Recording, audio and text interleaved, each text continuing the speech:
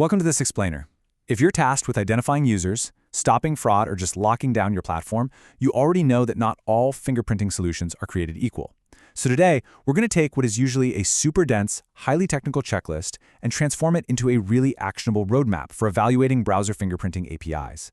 We are drawing directly from comprehensive industry guides, and by the end of this, you're going to have a rock-solid, systematic framework to make a confident decision for your tech stack. Let's get into it.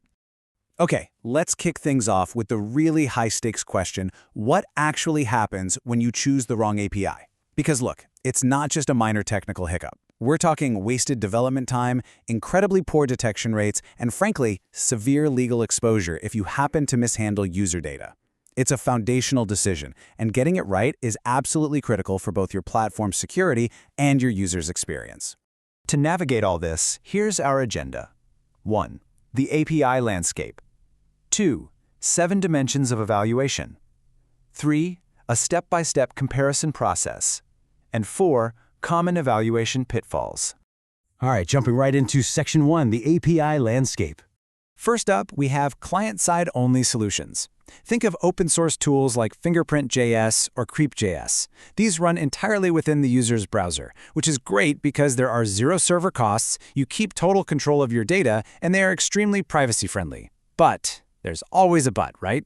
You have to weigh those perks against the reality that they sit at a much lower 60 to 75% accuracy rate. Plus, those fingerprints, they're going to break the second a user updates their browser. Now, what's really fascinating is the massive jump in capability when we look at hybrid solutions, things like Xeon or Castle. These collect the signals on the client side, but then they process them server-side using machine learning. This pushes your accuracy way up to a really impressive 90 to 99.5%. You get super stable identifiers and robust spot detection. The trade-off here is you are taking on recurring API costs, and you've got to be okay with sending data to third-party servers. Finally, rounding out the landscape, we have the heavy hitters, enterprise identity platforms. We're talking threat metrics, Arcos Labs, that sort of tier. These give you the absolute highest accuracy because they plug you into massive global intelligence networks. But they definitely aren't for everyone. They come with the heavy burden of complex integrations, huge costs, and notoriously long sales cycles. So that's the landscape. Let's move straight into Section 2, the 7 dimensions of evaluation.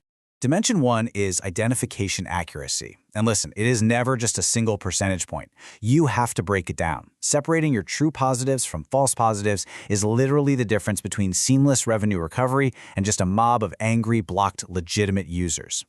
You also really need to measure fingerprint stability, like how long does an identifier actually stay the same when users inevitably clear their cache or update their software. For Dimension 2, signal coverage, you've got to look under the hood at what data the API is actually pulling. Not all signals are created equal, right? You want an API grabbing high-importance, hardware-specific stuff like canvas and WebGL rendering, because those are uniquely tied to devices' GPU. If your API is just scraping low-importance, easily fake data like screen resolution or local storage, your accuracy is just going to tank. Which brings us to a crucial point in Dimension 3, anti-spoofing.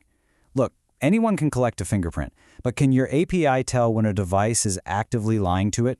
You need to make sure your solution can spot headless browsers running automation like Puppeteer or Playwright, and detect when someone is intentionally randomizing their canvas output, which is a sneaky trick known as canvas poisoning. Dimension 4 is privacy and compliance. And guys, this is non-negotiable. Doing fingerprinting without proper consent or data processing agreements can land you massive regulatory fines. You have to verify GDPR compliance, check for data residency options if you need stuff kept locally, and make sure they have strict data retention policies backed up by a real SOC 2 certification.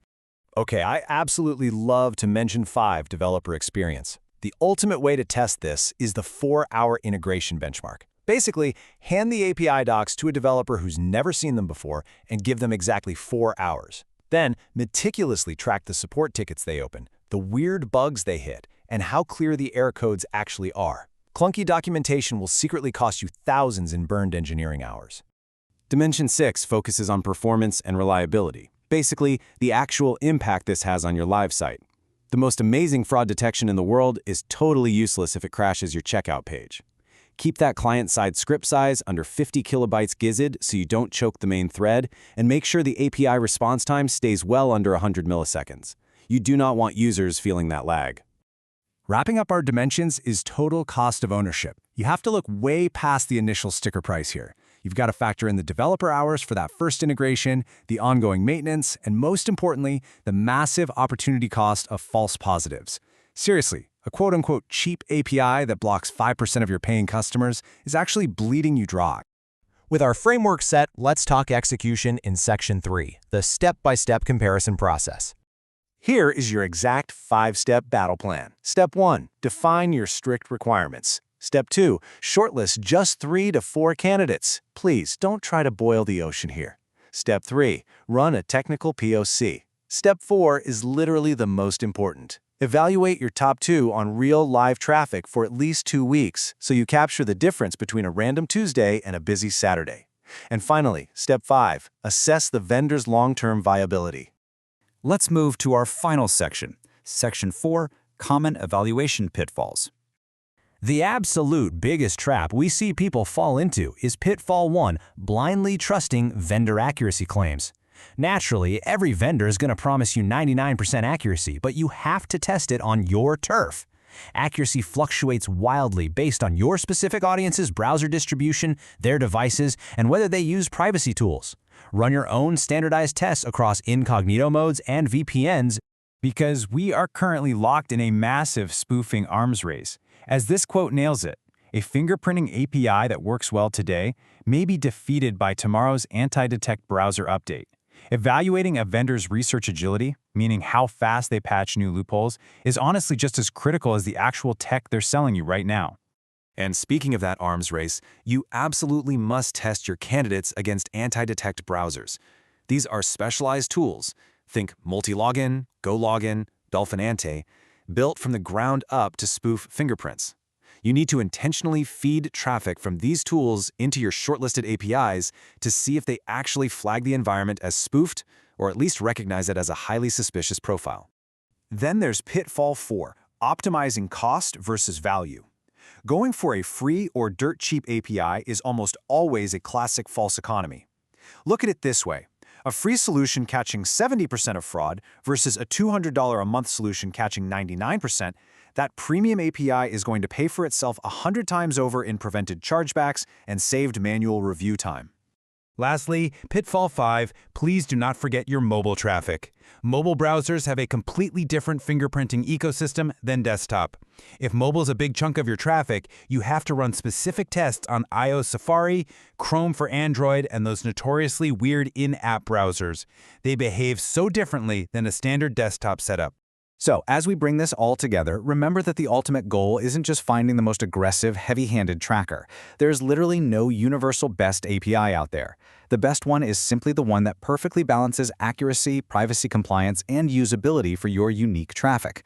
Oh, and if you're actively testing these, you can easily support your workflow with secure isolation tools like Sendwin, which just lets you safely manage multiple accounts and sandbox tabs without messing up your primary browser. Before we wrap up this explainer, I want to leave you with a slightly provocative question.